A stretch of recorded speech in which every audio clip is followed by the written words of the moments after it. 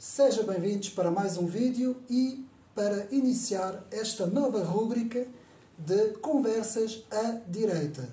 E com isso convidamos o professor António Sousa Lara e o Miguel Nunes Silva, que já conhecem, na última entrevista ao Instituto Trazeno. E estas Conversas à Direita, é uma rúbrica que vamos passar a ter aqui no canal Ocidente Neri, com parceria com o Instituto Trazeno. E vamos começar desde já a apresentar o nosso convidado, professor António da Costa de Albuquerque de Sousa Lara, que é professor catedrático na Universidade de Lisboa. A sua carreira de docente passou pela Universidade Católica, Universidade Lusíada, Universidade de Estudos de Pisa, Universidade Moderna. A nível político desempenhou funções de deputado nacional e vereador da CM Cascais pela AD, passando ainda pela Assembleia da Freguesia do Estoril e pela Assembleia Municipal de Ceia. Voltaria ao Parlamento, como deputado do PSD, partido com o qual secretário e subsecretário do Estado da Cultura. É ainda recipiente de várias ordens honoríficas e autor de numerosas publicações científicas. Ao meu lado já conhecem, portanto, Miguel Nunes Silva, e vou começar esta entrevista, como já é nosso hábito, com uma citação. E eu gostava que o professor comentasse esta citação do grande político francês do século XVI, Jacques-Benin Bossuet, e que escreve: Deus se ri dos homens que se queixam das consequências enquanto abraçam as causas. Gostaria que o professor... Bom, eu penso que Deus não se ri dos homens. Mas isso é entrar numa lógica teológica que eu não queria, que acho que não vem a propósito para aqui. Deus ama os homens todos. Eu, aliás, tenho uma grande dificuldade em perceber o amor infinito de Deus, que isto leva a uma conversa teológica que não interessa. E é um bocado verdade, enfim, se tirarmos essa parte, alguém que se ri dos homens e o resto mantém a frase, é muito verdade. Mas é assim, é típico da humanidade e é aquilo que separa a elite da massa. E esta distinção não tem sido feita, não é feita hoje em dia. Caiu em desuso as escolas que faziam, e cá a última pessoa que fez isso bem foi o meu falecido colega António Marques Bessa, que era um homem de direita, patriota, enfim, todos os níveis, e um intelectual de grande mérito. Tem livros só sobre a elite, quem manda, enfim, toda essa temática ligada às elites políticas. Eu penso que isso é verdade para as massas, é menos verdade para as elites, só que hoje em dia, como se não fala do assunto, toma-se a nuvem por junto. Eu escolhi esta citação, professor, porque, por exemplo, em França, em vários debates e alguns programas, inclusive até televisivos, cita-se muitas vezes isso, esta frase. Alguns políticos, como por exemplo o Henrique Zemmour, ou o próprio, por exemplo, Alain de Benoit, não é? Que são intelectuais também franceses, e eles muitas vezes falam disso por causa das consequências, ou seja, queixar-se das consequências, mas depois, no fundo, abraçam as causas. Não é? É o que está a acontecer hoje, por exemplo. Não é? Exato. Mas, enfim, eu não sou nada assim, portanto, eu nem me revejo, felizmente, não faço parte das massas, não é? Felizmente não, dá-me trabalho. São anos e anos a fazer o contrário. Mas a questão é, e sou um elitista por definição, por projeto, não é? Acho que o problema reside em querer diluir as elites ou apenas torná-las meramente operativas e subservientes, que é onde estamos hoje. Portanto, enfim, isto tudo a mim faz um sentido, mas num sentido alheio. Eu estou a olhar para o facto em si verificar que ele é assim e que dificilmente é mudável, vai continuar a ser assim, e os mecanismos que têm sido montados permitem e valorizam a facilidade que aconteça como está aí. Não tem nada a ver comigo. Não sei se, Miguel, tu queres comentar? Eu diria que no que diz respeito a Portugal, há dois aspectos a frisar. O primeiro é que a nossa cultura, sendo um país isolado e sendo um país pobre, o caciquismo e a tendência para a subserviência sempre estiveram presentes na sociedade portuguesa, muito mais do que noutras sociedades. Eu acho que em países que são mais urbanos há mais elites com a capacidade de serem independentes a nível de pensamento e de ação política do que em Portugal, onde houve essa oportunidade foi sempre muito mais pequena. Mas também vale a pena dizer que também houve uma democratização das elites desde o 25 de Abril que contribuiu muito para a atual subserviência e também um conformismo enorme ao nível das elites portuguesas que não permite debate nem discussão. Tendo em conta o seu percurso político, não é? E tendo em conta, falando no contexto aqui em Portugal, o que é que nos pode dizer em relação a aquilo que viveu, a sua vivência, não é? Em relação ao que se pode dizer, se existe de facto conservadorismo em Portugal, não é? Não, penso que não. Penso que não mesmo. Quer dizer, há conservadores, não há conservadores. Ou seja, vamos lá ver. Nós adotámos um modelo, voltando ao Burke, nós adotámos o modelo da Revolução. Adotámos o modelo francês. Adotámos um modelo baseado numa utopia racionalista que é, e isto foi metido nas faculdades. Nas faculdades de Direito, nas faculdades, nas academias. Mas isso já vem de, já pode-se dizer... Começa com os iluministas e com os estrangeirados, enfim, do século XVIII. Com o Pombal, com o Verneuil, com essa malta toda. E o tradicionalismo português era muito pacífico e pobre. Ou seja, nós tínhamos uma continuidade, apesar das rupturas, ligada, o Ribeiro Teles percebeu isto, ligada ao meio agrícola, ligada à sociedade tradicional, ligada à transformação de costumes em leis, que é a via do tradicionalismo. E de repente, Lisboa, o Porto, enfim, há uma parte da Revolução Liberal que é o Porto, não é? Alteram isto para, com uma espécie de paterismo embevecido pelas luzes, pela razão. É preciso é cultivar a razão, é preciso é cultivar o racionalismo. E o Burke, curiosamente, diz isto, já não me lembro em que escrito, ele só escreve, basicamente só escreve sobre a Revolução Brasileira, quando diz, bom, infame povo regicida, não é? Que mata o rei, mas que também substitui uma Constituição criada pela história por uma Constituição criada pela razão que está condenada a falhar. E nós fomos por aqui. A França foi por aqui, normalmente, e nunca mais se reencontrou. Portugal seguiu muito seguiu, porque repara, a partir daqui nunca mais tivemos sossego. A primeira Constituição é uma Constituição racionalista, até bem feita, mas racionalista. Depois vem a Carta, que é racionalista. Depois há uma espécie de merry-go-round. Depois, pelo meio, há o miguelismo, que é um extrator caricatural do tradicionalismo. Enfim, que a minha família assumiu de um lado e do outro apaixonadamente e ficaram pobres à custa disso. Mas que já não é a tradição.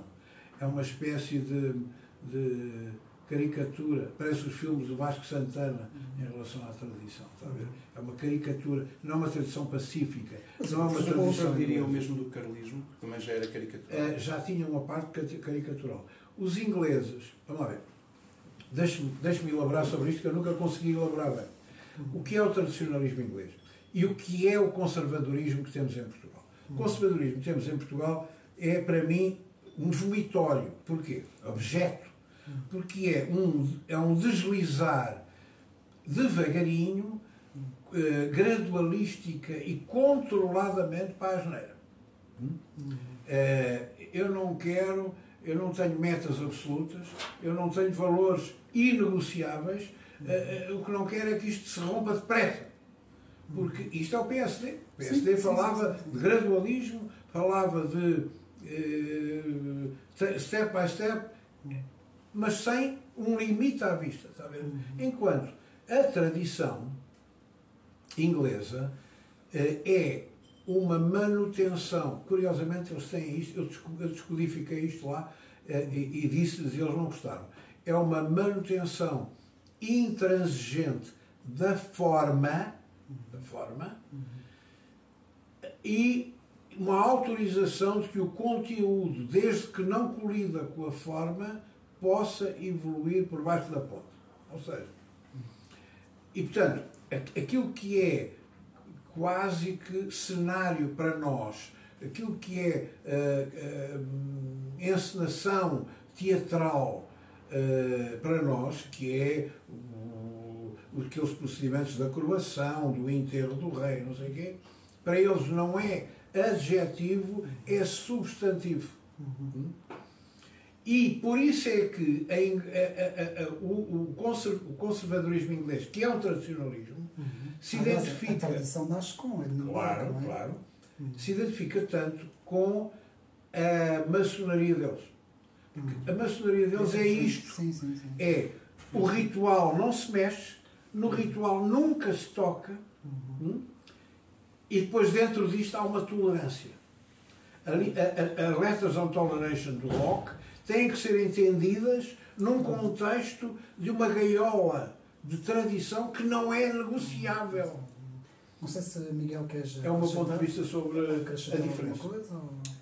Não, eu já falei da minha visão do conservadorismo em Portugal da última vez, não creio que tenha grande coisa a acrescentar.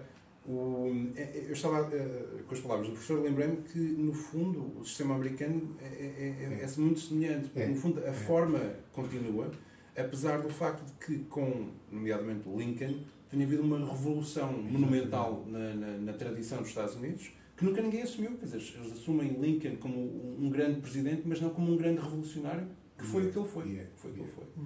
E, portanto, é a mesma coisa. Portanto, a forma é defendida acerrimamente, mas o conteúdo pode ser subvertido o mais possível. Exatamente. Pode ser, não é bem subvertido, pode ser alterado, desde que não ponha em causa a forma.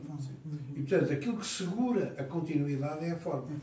E nós somos exatamente ao contrário.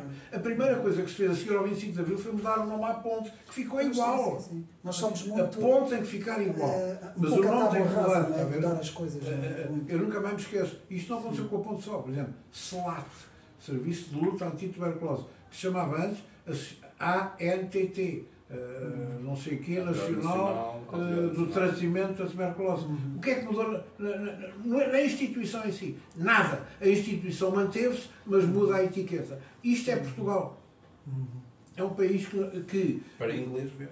Exatamente, vive na mudança cosmética frenética, em frenesim permanente, de governo para governo, e os grandes problemas mantêm-se subterrâneos e mantêm-se iguais e não há nada. Portanto, isto não é nada. Queria pegando também nesta última pergunta que eu fiz, para fazer a transição nesta que eu vou fazer agora, é que fala-se muito, e falamos disso na última entrevista, fala-se muito em Portugal, pegando agora no que é chamado de direita, fala-se muito de uma fragmentação, que aliás já acontece um pouco também em França e em outros países, em que temos uma direita que parece que faz um pouco o jogo dos partidos do arco da governação, e depois temos uma outra direita, que se diz mesmo direita, e que essa sim se posiciona mais como conservadora, que os técnicos e os cientistas classificam da tal direita radical, não é? Eu queria que o professor... Eu penso que a direita portuguesa é bonapartista. E, portanto, só funciona bem com um chefe. Ponto. Está a falar da tripartição se não parte. Ou seja, se houver um Cavaco, se houver... não sei se o Passos Coelho é pessoa para isto. Eu penso que não, que ele é liberal demais para isto. Se fosse um bocadinho mais lepeniano e ao sítio. Mas o Cavaco era. isso é que eu aderi ao Cavaco, fui lá e disse: eu quero fazer parte do seu governo. O senhor vai ser o melhor primeiro-ministro do pós-25 de Abril. Disse isto na cara no gabinete dele. O professor diz que a direita anti-sistema tem que ser providencialista. Não. Eu digo que a direita, porque não é intelectual, é instintivamente bonapartista. Isto é, consegue olhar para um chefe e dizer: este é o meu chefe. Então, e acha que aí não há adere direita? tudo Sim. o que é desde o PSD, desde a direita do PSD, até aos salazaristas, porque veem ali, é a União Nacional. Não é? O Salazar foi isso. O Salazar foi capaz de ser isto. Mas só foi isto depois do colapso dos militares na gestão do 28 de Mas, por maio. exemplo, pegando na tripartição de René Rémond, em França, Sim. das três direitas, a legitimista, bonapartista e a orleanista, o professor acha que acontece também um pouco isso aqui em Portugal? Não, Em eu termos acho que não. históricos? A gente, quer dizer, não por isto. Se me perguntar assim, quantos tradicionalistas há em Portugal? Se houver como os vencidos da vida, ou como no tempo do Sardinha, o integralismo britânico, 20 pessoas, não é direita, desculpe, é um clube de pensamento, claro. é interessante e tal. Eu gosto imenso de ler tudo o que eles escreveram, não é? Até o Sardinha, que tem aquele toque iberista, que eu não deliro, mas quer dizer que é um tipo que é um convertido e tem aquela ímpeto do convertido. Agora, falar de um tradicionalismo intelectual, eu não conheço. Quer dizer, há capaz de haver um clube. Se calhar sou eu que sou ignorante e há 11 pessoas assim. Não é uma direita. Portanto, a direita que existe de facto é uma direita sistémica, pura e simplesmente, que é europeísta, que acha que o Sr. Biden tem razão, por exemplo, não é? E que gosta do Biden e que gosta. Isso, enfim, é direita porquê? Porque defende a iniciativa privada, porque defende a sociedade liberal, porque defende os direitos, liberdades e garantias dos cidadãos, porque defende o Estado de Direito. Isto é uma esquerda.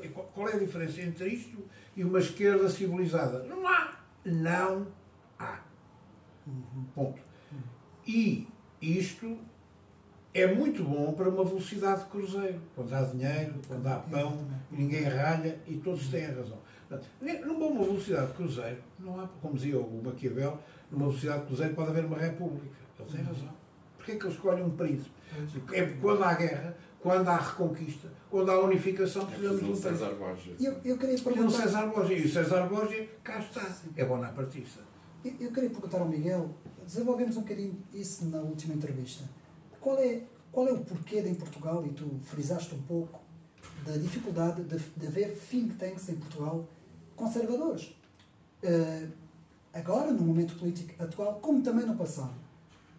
Haverá interferência política, cultural? Os Estados... Portugal é um Estado homogéneo. E sempre foi um Estado muito homogéneo. E um Estado pequeno e um Estado periférico e isolado.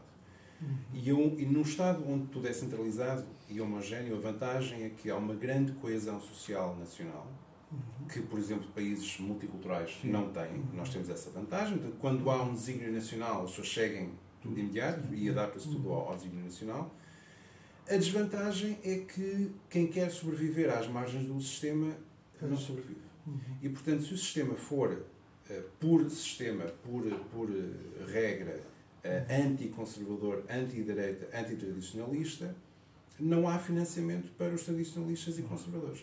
E não havendo esse financiamento, das duas uma, ou o setor privado consegue gerar lucros suficientes para financiar um tipo de investigação autossustentável, ou então não há. E é tal coisa, o problema em Portugal é que mesmo o setor privado, num país onde o Estado domina metade da economia nacional, depende do Estado. O Estado é uma potência hegemónica a nível económico, a nível nacional. Portanto, nenhuma empresa que tenha dinheiro para se poder dar ao luxo de financiar projetos culturais, nenhuma empresa dessa dimensão pode sobreviver sem ter boas relações com o Estado. Assim, porque até da esquerda nós temos muita coisa, não é? Mas olha, permita-me um comentário, eu estou inteiramente de acordo consigo, mas permita-me um comentário operacional. O que é que falta a esta direita para poder ganhar alguma substância? Lembra-se quando, em 1910, houve aquela questão das seitas protestantes nos Estados Unidos eles fizeram da Fundamentals, que é uma lista de pontos, não é verdade, que foram impressos sobre, para ser protestante é preciso isto. Criaram uma lista fechada com The Fundamentals. E os que ficaram de fora, não vou dizer nomes de seitas, criaram o nome fundamentalista. Daí é que veio o nome fundamentalista. São os fundamentalistas, estão ali ligados à lista. À direita faz falta isso. Faz falta uma discussão primária sobre The Fundamentals. O que é ser esta direita? Não está feita. Mas porquê que nunca foi feita? Eu até argumentaria ao contrário. Eu acho que foi feita. Essa discussão foi feita pela Iniciativa Liberal e pelo PSD e pelo CDS. Excluíram o Chega e o PNR e, portanto, a discussão está feita. E quem ficou fora são os fundamentalistas. Não é a nossa direita, desculpe. Isso é a direita sistémica. Eu sei, mas a nível nacional, é a discussão que eu fiz. Para nós, há questões, eu não sei, eu não pensei bem no assunto, mas posso pensar nisto porque é uma coisa que eu penso todos os dias, não é indúbio, é em que medida é que nós primeiro? Em que medida é que Portugal primeiro? Em que medida é que Portugal não se discute? Esta pergunta tem que ser respondida e respondida em primeiro lugar. Está a perceber? E não há mas, nem contudo, nem... E isso tem que criar uma clivagem entre os outros e nós. Isto não implicando que eu não possa depois consertar num combate oportunista, frentista, com eles. Mas é a Partido Comunista. No fundo, o Partido Comunista tem um conjunto de princípios que são os seus fundamentos. E nós já não temos. Quem é que vai ao Comintern e quem é que não vai? Mas pegando na questão, por exemplo, do momento atual político em Portugal, por exemplo, nós vamos pegar na questão do Partido Chega. Pode-se dizer, mais ou menos desde 2019, não é? Pode-se dizer que houve uma certa ruptura com o aparecimento de... Houve. Pode-se dizer isso em termos sociológicos? O Chega é utilíssimo. Eu saí do Chega por razões estúpidas. A culpa não foi minha. Não vou agora aqui entrar. Fui candidato pelo Chega em segundo lugar no Porto. E com muita honra, atrás do guarda republicano, que estava a ser vilipendiado. E atrás dele, e atrás da corporação que estava a ser vilipendiada, em nome dele. Portanto, muita honra em ter feito aquele segundo lugar. Agora, o problema é este. O Chega partiu o copo de cristal. Exatamente. E o problema é que pode haver ótimos restauradores, pode haver ótima cola nova, instantânea, e nunca mais um copo vai ficar inteiro. Portanto, nós devemos um favor imenso ao Chega, sem dúvida. Que é partiu o copo de cristal. Nem a direita vai ficar igual, nem a esquerda. Nem a esquerda. A esquerda nunca pensou ter debates como teve entre o Chega e o Bloco de Esquerda, por exemplo. Não é? Eles estavam a nadar à vontade e agora já não estão. Já têm. Portanto, esse lado do Chega é a meu ver, um lado muito bom.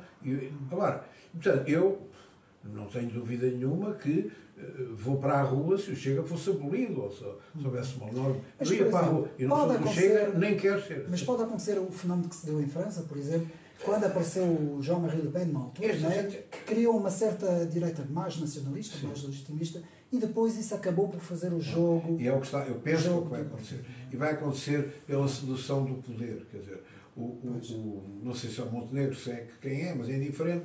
É dizer, vai-se criar aqui um bloco de poder e o poder corrompe. Não é? O poder atrai os corruptos e corrompe os que atraem. É um duplo sistema. E aqui, inexoravelmente, o que vai fazer... Há sempre ali uma espécie... Eu costumo dizer aos meus alunos assim, olha, tenho 10 anos de Parlamento, 1 ano e meio de governo, mas não sei quantos. Ou seja, tirei o doutoramento em prostituição. E não é uma ironia. É mesmo. Eu aprendi... Finalmente, eu sei por via da vida o que é um doutoramento em prostituição política. Porque é o que... E quando nós vendemos... Aqui não dá de outra maneira. Mais um pedacinho de um valor inegociável a troco de estabilidade, a troco de depois eu compenso, a troco de pego lá mais lugares, a troco de eu dou-lhe uma administração, a troco de estamos na Constituição, estamos na Constituição. Princípios e valores na política, que é um pouco o que estamos aqui a falar. Achas que é difícil? É difícil. Eu acho que, mas dito isso, eu acho que um bom líder, um líder, ou uma liderança, às vezes não tem que ser apenas uma única pessoa, mas uma liderança forte, uma liderança sensata, sabe conjugar aquilo que é as necessidades do exercício do poder, que implicam compromissos, implicam negociações, com a manutenção de alguma credibilidade a nível de valores e princípios.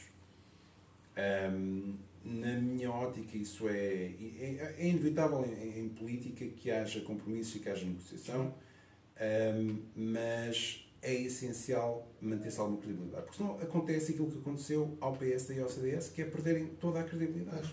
E enquanto que noutros países europeus houve, desde os anos 2000, há partidos que estão a desaparecer, partidos de charneira, partidos do sistema, partidos históricos que estão a desaparecer, precisamente porque escolheram comprometer-se a um nível insustentável. Isto está a acontecer também noutros países, atenção. Está a acontecer noutros países. E Portugal, mais uma razão. Em Portugal chega mais tarde, chegará mais tarde, mas também chegará, e se eu acho que houve uma oportunidade ali na transição para o António Costa, houve uma altura em que talvez a vítima em Portugal, o potencial tivesse estado no Partido Socialista. Neste momento eu estou muito mais pessimista em relação ao PSD, porque eu não vejo o PSD a conseguir adaptar-se ao novo sistema, à nova realidade, sobretudo ao nível de manter a credibilidade, porque muito pelo contrário daquilo que devia estar a fazer, que era tentar renovar a sua identidade liberal, conservadora, seja o que for. Não, eles estão mais uma vez a repetir os mesmos erros do passado, e a mudança de liderança não foi mudança nenhuma. E portanto eu não compreendo como é que o PSD, em debate, e não é só em debate nas televisões, é em debate em casa das pessoas, como é que quem defende o PSD vai conseguir debater com a Iniciativa Liberal e o Chega a nível de valores. Não percebo, porque acho que é um debate perdido. Vamos passar à política internacional e eu vou começar com o professor. Sr. Professor, o que é que acha do momento atual dos Estados Unidos? Porque fala-se muito neste momento de uma grande clivagem entre o lado mais conservador, que vê-se muito, aliás, viu-se muito em 2016 com a eleição do Donald Trump, e esta nova onda progressista que está a atingir as universidades, não é? O meio universitário, nestas ondas wokeistas e tudo que vem do progressismo, não é? E dito por alguns analistas que está a acontecer um confronto quase, até pode-se quase falar num confronto entre dois modelos. Um modelo completamente progressista, não é? E outro modelo conservador. O que é que acha desse momento atual? Olha, acho que a convulsão é sobretudo dentro do Partido Democrático. O Partido Democrático tem uns neocons de esquerda, que é uma coisa que eu pensei que não existia, que mandam hoje na guerra. O velhinho não manda nada. Hoje em dia delegou em pessoas que nem eleitas foram, que mandam na geopolítica desta guerra, que é um disparate completo, porque esta guerra não há um general ou um almirante americano que lhe diga que a Ucrânia é uma peça estratégica para os Estados Unidos da América. Não há um. Se pergunta a Taiwan, já mudam todos de opinião. Mas a Ucrânia não tem o menor interesse estratégico. Portanto, isto é uma guerra estúpida que visa, obviamente, o complexo militar industrial, não é verdade? Visa enfraquecer a Europa. A Alemanha está de rastros. Ouvi dizer que a Krupp estava à beira da falência. Mas acha que isso tem também muito a ver com essa clivagem? Tem tudo a ver. Bom, e a seguir, acho que dentro do próprio partido houve uma infiltração de esquerda, aliás, como houve no Partido Trabalhista inglês, de esquerda, que é radical, que são, nós se fossem cá, nós chamar-lhe-íamos bloco de esquerda, ou trotskistas, ou outra coisa qualquer, não é? São trotskistas que estão infiltrados dentro do próprio partido. E, está a ver? Portanto, isto depois tem uma assim, pasta... há anos atrás era um pouco diferente, não é? O Partido Democrático. E, portanto, o partido está é uma espécie de albergue espanhol que não se sabe como ganhou as eleições, foge para a frente com a prisão do Trump, por exemplo. Isto é uma atitude suicidária. É uma atitude suicidária. O homem pagou uma prostituta para ocultar. O que é que isto interessa? É uma fuga para a frente mediática, no fundo, para ganhar, parece o futebol português, para ganhar o campeonato na Secretaria, quando é óbvio que, se não houver Trump, vai aparecer um candidato equivalente para liderar a volta da direita. Portanto, não se dissolver os Estados Unidos. Queria que me falasse um pouco nas populações. Eu vou dar um exemplo. Por exemplo, o estado da Flórida, como sabem, está completamente em guerra com o governo federal. Sim. Ao próprio ponto deles, no estado deles, agora a última notícia que soube foi em relação à Disney, que eles achavam que eram muitos progressistas, e eles então acho que acabaram com os fundos e essas coisas. E há então a Disney tem sido promotora de ideologia. E fala-se em muitos estados, e fala-se já em alguns estados que já estão a começar, digamos assim, não é fazer secessão, não é? Claro que não, mas estão, digamos, a virar as costas ao poder central, não é? Poder federal. E eu queria que me comentasse isso, se acha que também se está-se a refletir isso na população americana, não é? Eu fiz uma profecia, eu tenho um bocado de medo quando faço umas profecias estranhas, porque é certo. Pois. E depois lá eu pode mesmo fazer. Que horror, o que é que eu fui dizer? Está escrito. Eu disse que vai haver uma guerra civil nos Estados Unidos. Pensa mesmo. Vai haver uma guerra civil em França. Vai haver uma guerra civil em Espanha. 3 profecias. Eu gostaria imenso, a palavra disse isto, estou arrepiado. Quem me dera que isto não seja verdade. Nós estamos aqui a fazer uma análise. Quem me dera que isto não fosse verdade. Quem me dera. Quer dizer, pagava muito dinheiro a fazer-me diferença para não ser verdade. Agora, para já, tudo o que tem sido feito agrava a situação. Encaminha essa situação. Ou seja, há um fosso cada vez maior entre as elites e as populações. Completamente. E isto não pode acabar bem. Não pode acabar. Miguel, o que é que o teu análise sobre isso? Ao nível dos partidos americanos, isto mal comparado, porque a Europa e a América têm realidades diferentes, mas eu penso que durante a Guerra Fria houve uma mudança, houve um realinhamento. Durante a Guerra Fria sempre houve 3 esquerdas. Havia a esquerda sistema, a esquerda económica e a esquerda cultural.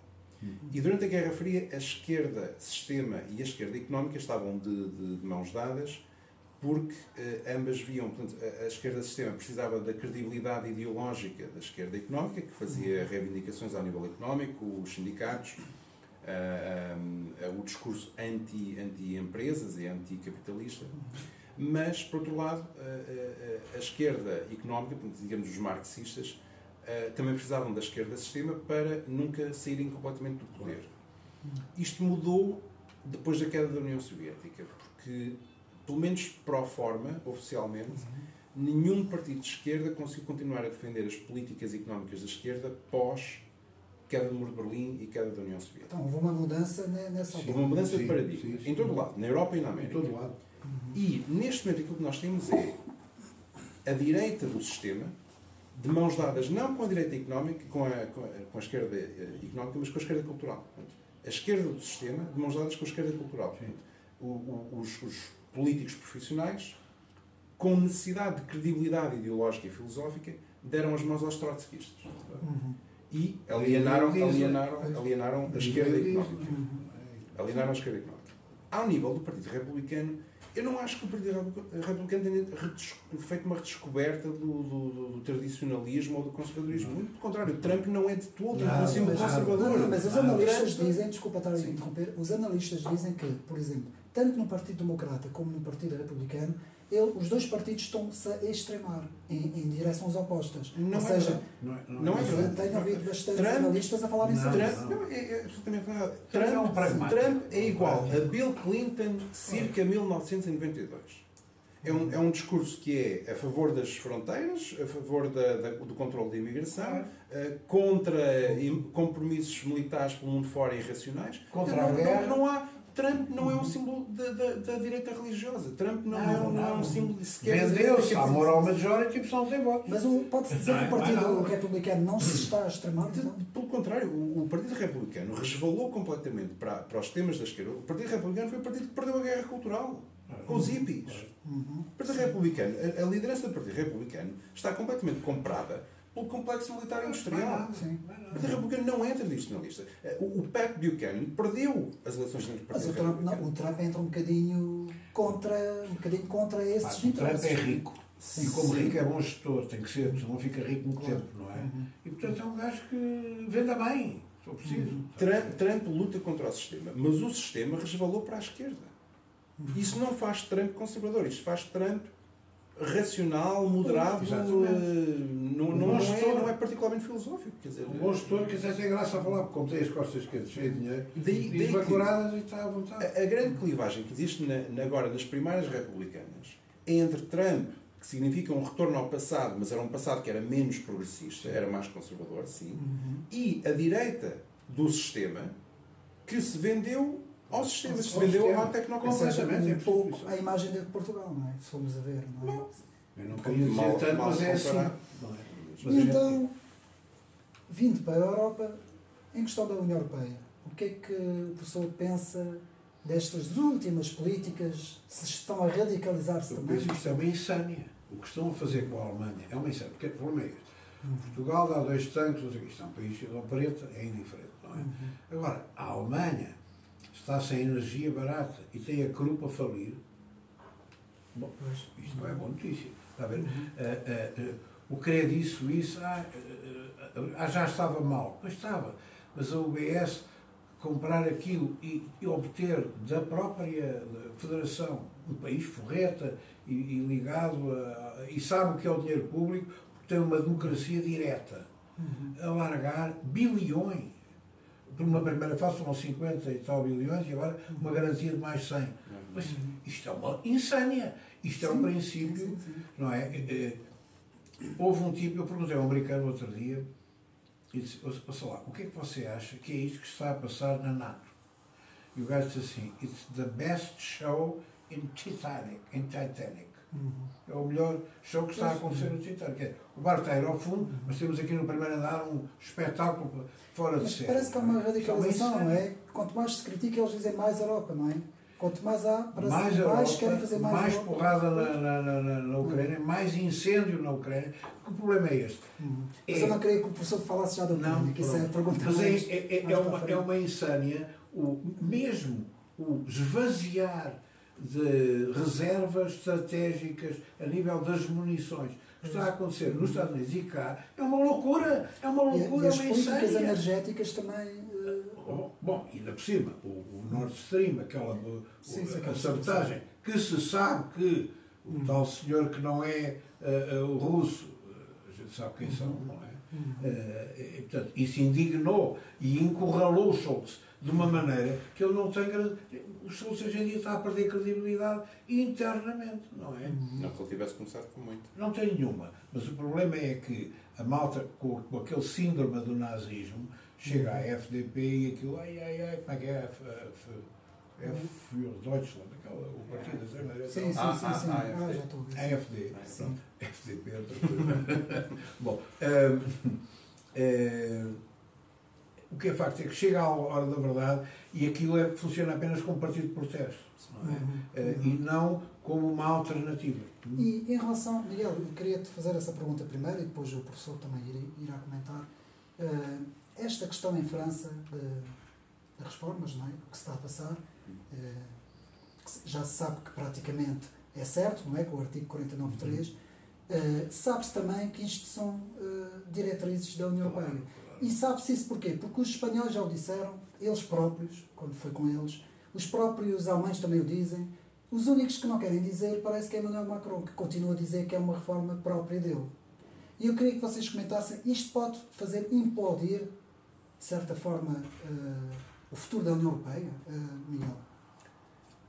Ora bem, a França é desde há muito tempo um país também muito centralizado e muito burocrático e, de facto, a esperança que algumas elites viam em Macron era que, por muito que ele fosse mal visto em vários setores da direita e da esquerda, pelo menos ele vinha ao poder, ele assumiu o poder para fazer reformas profundas em França. A invocação desse artigo nem sequer é inédita. Portanto, ele não é o primeiro a fazê-lo, vários outros presidentes creio fizeram. que já foi feito 11 ou 16 vezes.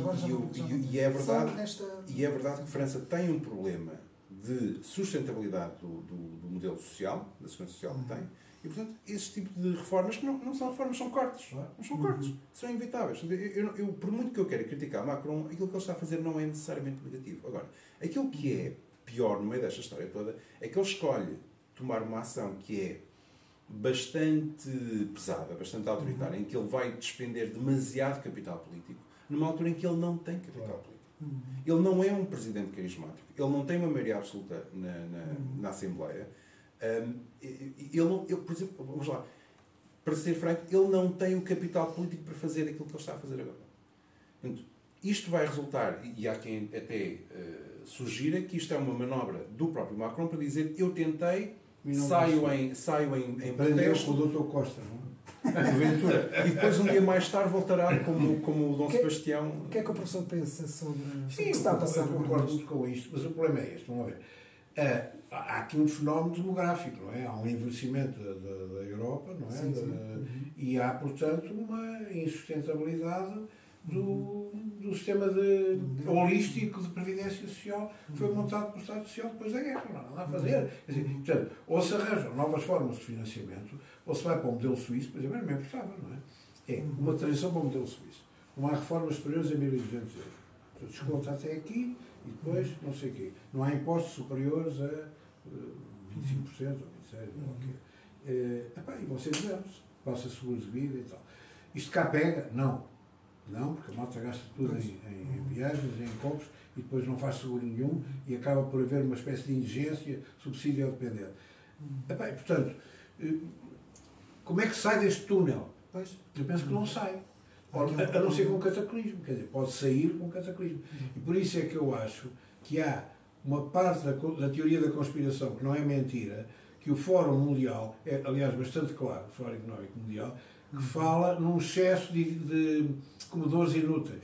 Pois é, a população. E, portanto, em certa medida, se nós tomássemos isto um bocadinho mais a sério, olhávamos para a saúde e para os perigos da saúde um bocadinho mais a sério e se calhar uníamos isto tudo e a teoria da conspiração começa a ter pernas. Pois. Portanto, há aqui uma ideia de desbaste, não é? E por isso a guerra não é completamente fora de propósito. Uma guerra teria uma vantagem de game over, de criar uma espécie de... Eu penso que há pessoas a jogar na guerra. Hoje em dia, acredito. Sim. Antes de passarmos mesmo à Ucrânia e ao mandato do Putin, vamos falar sobre isso. Sim, numa guerra. O que é que pensa dessas últimas posições da China? Agora estamos a falar em geopolítica, não é? Geoestratégia, geopolítica, que de repente aparece um pouco a querer ser um pouco mediador, não é? Já vimos isso com a Arábia Saudita e o Irão, acho eu, e agora estamos a ver isso com a Rússia. Eu penso qual é o jogo que a China está a fazer? Uma falsa mediação. Eles estão a afirmar um princípio desagradável à Rússia, e portanto falam em mediação. Eles estão a utilizar um equívoco muito bem utilizado, que é, atenção, nós aqui estamos com a Carta da ONU, integridade territorial, estática, blá blá blá, e estão a defender-se do ataque a Taiwan. Vocês reconhecem que só há uma China, desde o Nixon para cá, e portanto aquilo é nosso. Portanto, se nós defendermos o princípio da integridade, como é que é? Bom, e em segundo lugar, a China mudou de paradigma. A China, durante muitos anos, séculos, foi o império do meio.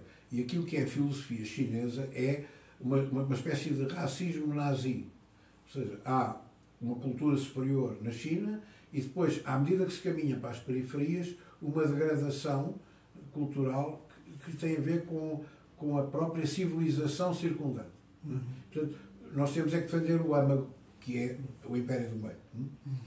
Isto mudou e a China passou de uma leitura talassocrática, a melhor, pirocrática, da sua realidade para uma lógica talassocrática.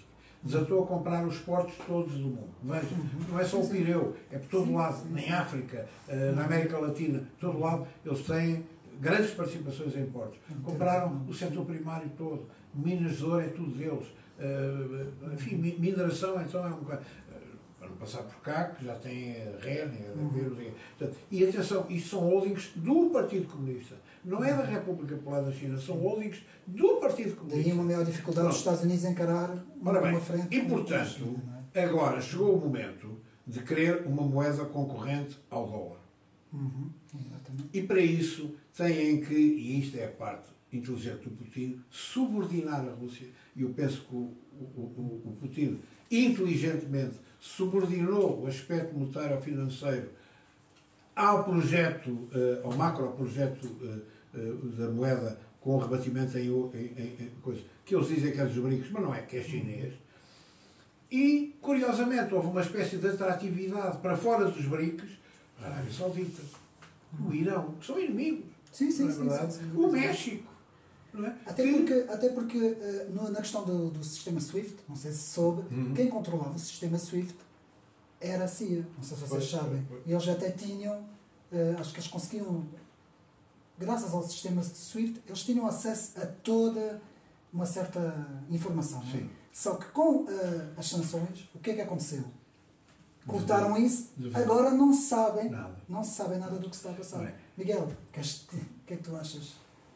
Eu não sei se... Bom, eu não pretendo conhecer qual é o pensamento do Partido Comunista Chinês, porque os únicos documentos que eles põem cá para fora são politicamente corretos, é propaganda, eu não sei o que eles realmente pensam. Agora, a maneira como eu leio, aquilo que eles estão a engendrar em termos destes acordos, destas mediações, é que a China ainda não tem capacidade para desafiar, ou pelo menos impor-se às marinhas ocidentais nos oceanos do mundo. Não tendo essa capacidade, eles podem ir buscar recursos à Ásia, ao continente asiático, porque têm ligações terrestres e aéreas, mas não têm ligações marítimas. E, portanto, para compensar a deficiência que têm a nível naval militar, eles vão, através da diplomacia, tentar obter o maior número de aliados e parceiros comerciais pelos oceanos do mundo fora, com a defesa de que, bom, nós podemos não conseguir acudir à República, não sei das tantas, quando tiverem um conflito com os Estados Unidos, mas podemos dar cobertura diplomática ao nível da ONU e do Conselho de Segurança. Mas vocês acham que o dólar está a chegar ao fim do ciclo? Porque a solução da crise, da bolha, da nova bolha... Até porque estamos a ver bancos nos Estados Unidos que já estão a dar sinais, que está em growing neste momento. Vai ser deitar dinheiro sobre o problema e, portanto, vai continuar a rotativa, enfim, é dinheiro técnico, não é? Mas seja como for, vai continuar a impressão de dólares, o que provoca inexoravelmente uma desvalorização do dólar. Vai ter que provocar uma grande desvalorização do dólar. E isso, com a moeda, se, entretanto, surge uma moeda com referência ao ouro, com o apoio dos BRICS alargados, eu pessoalmente começo a ficar atrativo. Para mim é atrativo. Uma moeda pode ser bem gerida. Para mim é não incorrendo em demasiada dívida e em demasiada inflação. Uma moeda com ligação ao ouro tem essa vantagem. Desligado do ouro é mais difícil, mas é possível. Mas também não sei. Uma moeda pode ser mal gerida e não perder valor se tiver meios secundários de manter o seu valor, nomeadamente tendo, no caso do dólar, estando conectado ao preço do petróleo. Foi através dessa vantagem que os americanos puderam manter o preço, o valor do dólar, gastando mais e incorrendo numa dívida de 14 bilhões. Em português, bilhões. Sim, bilhões, trilhões deles. Milhares de milhões. Agora, a partir do momento em que os americanos gerem mal a moeda e deixam de ter a moeda indexada ao preço do petróleo, ou vice-versa, então aí já não há segurança nenhuma para a estabilidade dessa moeda. A credibilidade não chega. Vai. Isso leva-nos à pergunta principal da entrevista. Não, mas espera, ainda falta aí um aspecto. Sim. É que há uma fuga para a frente, que é a extinção do dólar físico e a criação de uma moeda virtual, digital, exatamente, que era o que eu faria se fosse eles, mas que é a ditadura. Sim, acaba uma ditadura. É a ditadura. Ainda para mais sabendo nós agora que os governos, que as tecnocracias, também esta é uma questão de políticos, as tecnocracias americana, canadiana e algumas europeias estão dispostas a cancelar a nível bancário os seus opositores políticos, como fizeram no caso dos caminhos canadianos, etc. Isto vai acabar mal. Quer dizer, tem que acabar mal. E por isso é que isto liga-se com a guerra, desculpa. Pois, era isso que eu ia agora. A próxima pergunta é o conflito. O que é que o professor... se o professor pode fazer assim, tipo uma... O que é que eu acho? Eu tenho uma visão completamente impolítica ou antipolítica desta coisa toda. Eu tenho a teoria de que os grandes países, as grandes potências, têm o direito, eu sou um realista empedernido, a criar o seu espaço vital. Aquilo que eu chamo os destinos manifestos no plural. Assim como os americanos fixaram o seu destino manifesto, que começou por ser uma costa à outra, depois foi o continente todo, e depois é a NATO, a CENT, a CEAP, o Pacto, o ANZO, sei lá o quê, não é? E o Japão com o MacArthur, e a Indonésia, que mais acabava, não é? Porque é que a Rússia não pode ter a mesma percepção mutatis mutandis e a China? E teve-o. A China disse sempre ao Stalin, depois de 49, nós obedecemos ao Partido Comunista da Rússia, mas cuidado, quem intervém no Camboja, no Laos, no Vietnã, no Hanan, na altura, somos nós. Vocês intervêm através de nós. E daí é que veio a ruptura de 60. A Rússia também tem. E, por um erro estúpido, foi um erro crasso, não é? Por exemplo, o caso da Península da Crimeia foi deslocada da Rússia por Khrushchev para a Ucrânia, mas aquilo é um problema autárquico.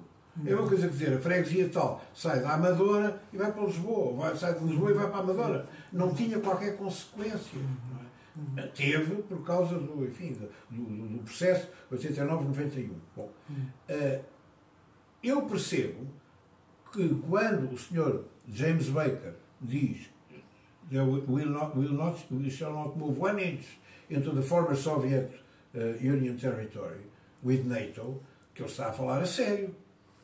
Mas não está. Mas a Estónia, a Letónia, a Lituânia, a Roménia, a Bulgária, esses vêm todos para cá. E agora já tínhamos a menina com Condoleezza Rice na Geórgia a traficar, não? E a Ucrânia e a Moldova. Isto da percepção russa é inaceitável. Os acordos de Minsk, diz a senhora indiscutível, deve ser verdade, a Angela Merkel, não é? Aquilo era para não levar a sério, era para permitir um tempo para rearmamento. O antigo presidente também François Hollande. Exatamente, isso é a mesma coisa. Ou seja, foi um barrete, foi uma aldrabice completa.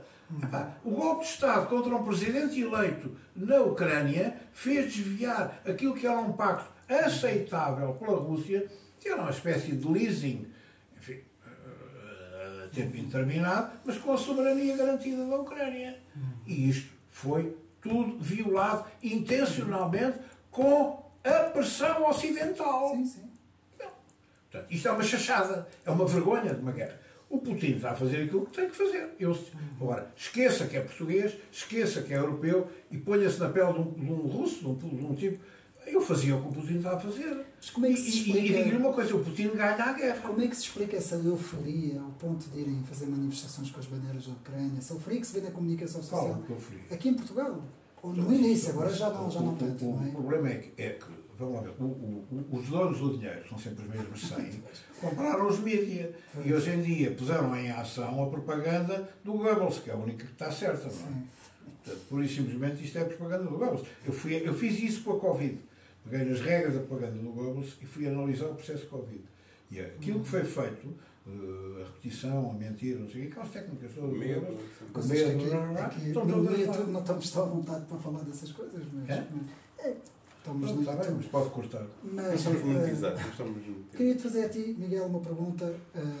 Este mandato contra o Putin, o que é que te diz isto? Queres comentar? Sim, eu posso comentar. Eu até estou relativamente à vontade porque eu trabalhei no Tribunal Penal Internacional. Eu fiz um estágio no TPI quando era mais novo. E aquilo que é importante compreender, e que eu acho que não vai ser dito às pessoas na televisão, o mandato do TPI foi sempre muito controverso, a jurisdição do Tribunal, porque o Tribunal otorgava-se a si próprio uma jurisdição universal da atuação do Tribunal.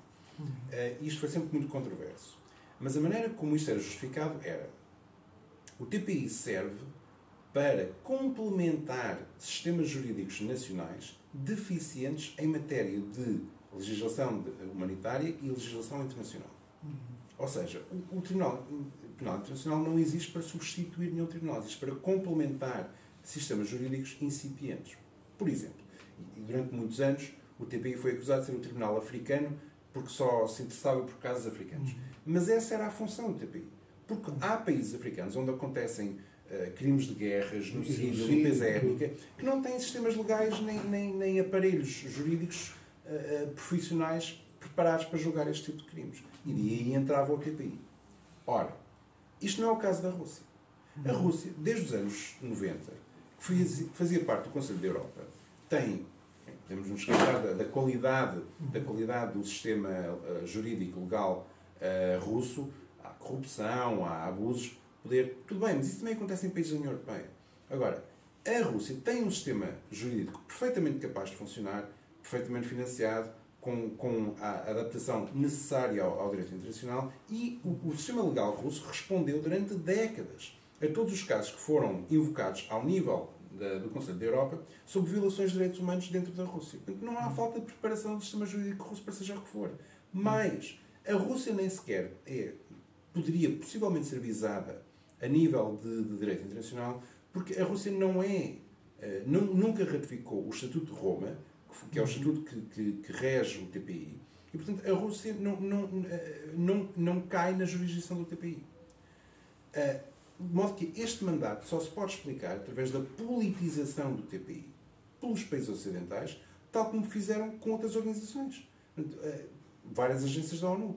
É inexplicável. Não há qualquer tipo de legitimidade legal para estar a emitir um mandato de captura ao presidente Putin. É absurdo. Mas... Só quer comentar alguma coisa sobre isso? Sobre isto, enfim, não acrescento nada, porque só vou redundar. O que digo isto é uma manobra meramente propagandística e parte do princípio errado, que o Putin é uma espécie de Napoleão Bonaparte lá do sítio.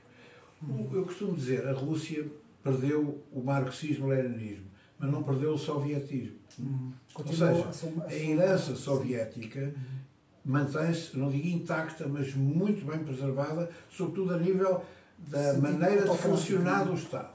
Portanto, são tudo coisas colegiais, cooptadas, de cima de baixo para cima, não é? Cooptadas, enfim, quem coopta está em cima, e colegiais. E, portanto, o Putin é uma espécie de secretário-geral para o tempo. Do Estado Profundo. Do Estado Profundo. É o secretário-geral do Estado Profundo. Portanto, ele não é diferente do Khrushchev. Mas até dizem que ele até é muito moderado. As críticas na Rússia dizem que ele é muito moderado. Porquê que eu acho? Na Rússia. Para a Rússia ele é um moderado. Putin é visto como liberal. Putin é visto como liberal. Não é visto como conservador. E tem uma coisa boa, que é no calcanhar daqueles, pela opulência, aquele que disseram que era o sucessor dele, gajo magrinho, que eu não sei o nome, é sinistro, porque é um comunista antiga, enquanto o Putin gosta das fardas e dos soldados vestidos a Napoleão e das portas douradas a abrir-se. E isso cria-lhe uma debilidade que o outro gajo, que é um mero burocrata empedernido, cinzento, não tem. Eu tenho mais medo de uma pessoa assim do que do Putin. Portanto, nós teríamos tudo a perder se o Putin saísse. Há duas forças partidárias na Rússia que são as principais forças partidárias da oposição a Putin. Nenhuma delas é liberal. Uma são os ultranacionalistas dos tempos do Zhirinovsky, e a outra é o Partido Comunista da Federação Russa. Há que perguntar à NATO e à União Europeia o que é que preferem. Exatamente. E nesta altura eles estão calados porque o Putin tem sabido harmonizar as três fações. Em tempos de guerra. Mas reparar, por exemplo, ele dá alguma liberdade ao Wagner. O Wagner diz o que quer, não é? Coisa que não é habitual na Rússia. Aquele nível de direção, diz barbaridades sobre a Força Armada, não recebo isto, não tenho munições, vou chegar ao fim, isto é de propósito, não sei o quê, coisas absolutamente inconcebíveis. E eu acho que aquilo é com a autorização do Putin, para se perceber que, pois é, mas este está controlado, não é? O Partido Comunista, habilmente, tem apoiado o Putin, porque se lá estivesse teria que fazer o que ele está a fazer. Não é? E é por aí que vai o apoio do Partido Comunista Português. O Partido Comunista Português, no fundo, continua a seguir as instruções do Partido do Meio, que é: nós temos que apoiar este procedimento. Não é? Eles são anti-individualistas. Nunca falam sempre em plural. Sim, exato. Eu acho que é importante também explicar, e isto acho que nunca foi explicado aos portugueses, que estar Putin ou não estar Putin é irrelevante. É irrelevante porque a doutrina de política externa russa que obriga a que a Bielorrússia e a Ucrânia sejam Estados neutrais, pelo menos neutrais, se não pró-russos, essa doutrina não é do tempo de Putin. Essa doutrina é do tempo do ministro Primakov. É do tempo dos anos 90 de Boris Yeltsin. Não remonta sequer a Putin. Qualquer presidente russo que estivesse na liderança da Rússia, vendo a Ucrânia na iminência, e a Bielorrússia há uns tempos atrás, na iminência de ser absorvida pela União Europeia e pela NATO, nunca o consentiria. Isto não é uma decisão especial de Putin. Putin decide o timing da operação militar e a escala. Mas a operação militar teria que ter acontecido a partir do momento em que o Ocidente não quis negociar ou renegou os acordos que outro liberal que faz paralelo com o Putin é o Lavrov. Um homem superiormente inteligente, um grande diplomata, e que é um liberal. É um liberal neste sentido. Para a Rússia, é um invisibilizado ao ocidental. Trabalhou em muitos sítios com os ocidentais, compreende-os e faz conexão com eles. E repare que o discurso dele é o discurso da buffer zone, no fundo, da zona de abastecimento de conflitos, ou seja, da neutralização da Ucrânia, da Moldova, e eu acho que ele vai querer mais um bocadinho. Não é? No fundo, como ao Colo, já a malta se esqueceu, Colômbia. E no dia da unificação apanhou uma taxada. Meu pai, 2 copos ou 3, mas como nunca via, apesar de ser muito grande, e disse: e agora falta o resto. Eu lembro da frase, a mim ninguém me tira, tenho muito boa memória. E agora falta o resto. Que é o resto? Já está a falar da Polónia, não é? Pois. Claro que a Alemanha pretendia comprar a Polónia. E, portanto, no fundo, a Grösser Deutschland acabaria por ser feita por via do capital financeiro. Isso tudo está a entrar em debate. Estamos quase a chegar ao fim desta entrevista, não é? Eu queria, antes de acabarmos, voltar aqui para Portugal e queria vos perguntar, vou começar talvez com o Miguel, o que é que acha que vai acontecer futuramente, não é? em termos dos partidos políticos. Nós temos visto aqui em Portugal o Partido Socialista cada vez mais fragilizado, não é? Vimos agora uma intervenção do nosso antigo presidente Aníbal Cavaco Silva, não é? Que acabou por ser uma intervenção, uma crítica, não é? E não foi levezinha, não é? O que é que... E do Marcelo? Sim, também. O que é que, Miguel, o que é que tu achas que vai haver um entendimento à direita, por exemplo, entre os partidos chamados partidos da direita, em que podemos incluir o PSD, o Chega, o CDS já não tem representação, não sei se a Iniciativa Liberal se poderá posicionar neste entendimento. O que é que vos parece? Eu não sei. Futuramente, não é? Fazendo... A nível do PS, o PS já explicou ao país ao que vem. Portanto, o PS está perfeitamente disposto a partilhar o poder com a extrema-esquerda, desde que isso perpetue a sua presença no poder. Ao nível da direita, falta compreender o que é possível e como. E, uma vez mais, quem está entre a espada e a parede no meio disto tudo é o PSD. O PSD, por um lado, não quer ceder a fazer acordos com, nomeadamente, o Chega, em especial, mas, por outro lado, sabe, eu confio que no meio daquela complacência toda, que eu acho que há muitas pessoas dentro do PSD que compreendem que, por mais má que fosse uma coligação com o Chega, uma coligação com o PS era suicídio político. Isso é suicídio. E, portanto, se eles não fazem uma coligação com o Chega, eu não percebo como é que eles querem governar. Se a ideia do PSD é que eles vão fazer uma espécie de geringonça à direita e que o Chega e a IEL se vão prestar a estar ao lado do governo nos orçamentos sem ter cargos e ministérios, eu acho que eles estão redondamente enganados. Agora, eu não percebo como é que eles continuam com a retórica do cordão sanitário depois destes anos todos. Porque eles continuam a perder votos e o Chega continua a ganhar e nada muda. Eu penso que isto é tão verdade que vamos assistir, logo no primeiro momento, a uma eventual queda do governo, porque se ele tentar um governo minoritário PSD, com uma pseudo-incidência parlamentar, passando a responsabilidade do ónus eventual político para os partidos da direita, o Chega e o IEL, não tem qualquer eficácia porque os partidos pura e simplesmente estão-se nas tintas para esse tipo de órgãos, porque consideram que ele acaba por backfire contra o PSD, como disse, e cheio de razão, como acabará por criar uma espécie de ingovernabilidade à direita, porque aquilo que vai acontecer é um esbroamento do PSD em favor do Chega e dos partidos, e portanto vão criar-se blocos quase iguais que para federar, isto não é a Dinamarca, não é? Isto não é a Dinamarca. E portanto, size matters. Portanto, enquanto o PSD tem uma vantagem demográfica grande, é a altura de fazer cedências, porque depois cria-se uma ingovernabilidade à direita. Penso eu. Então, muito obrigado professor António Sousa Lara, obrigado Miguel Nunes Silva pela vossa participação. Nos despedimos agora e desejamos a todos lá em casa um bom resto de semana e até umas próximas conversas à direita.